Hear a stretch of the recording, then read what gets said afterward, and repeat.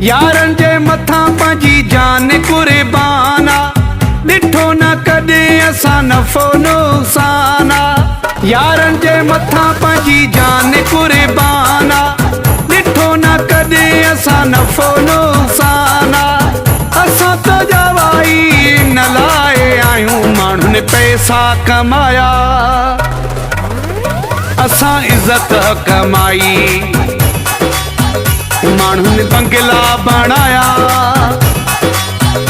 असां संगत बणाई। यारन जे मथा पंहिंजी जान कुर्बाना, ॾिठो न कॾहिं असां नफ़ो नुक़साना।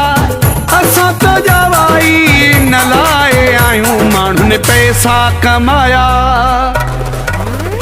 असां इज़त कमाई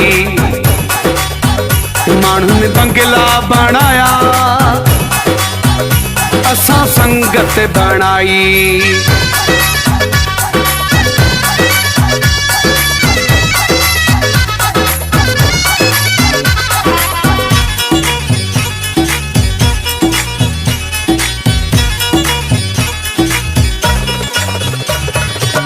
असां मौलाइन जी सबके ख़बर आ, इज़त कंदो पंहिंजी सारो शहर आ। असां मौलाइन जी सबके ख़बर आ, इज़त कंदो पंहिंजी सारो शहर आ। असां त जवाई न लाइ आहियूं माण्हुनि पैसा कमाया, असां इज़त कमाई माण्हुनि बंगला बणाया, असां संगत बणाई।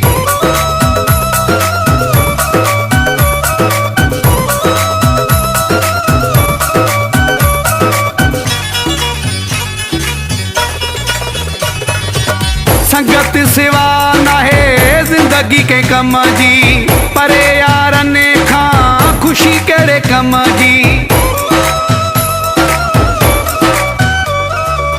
संगत सिवा नाहे ज़िंदगी के कम जी, परे यारन खां ख़ुशी कहिड़े कम जी। असां त जवाई न लाइ आहियूं माण्हुनि पैसा कमाया, असां इज़त कमाई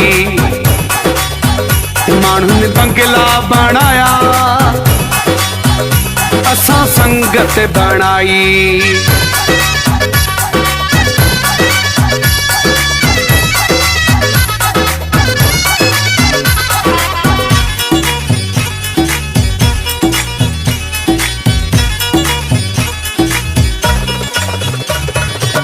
शाहिद राहू जो चए अल्लाह जो शाना, मुंहिंजो कयो जंहिं मथां माना।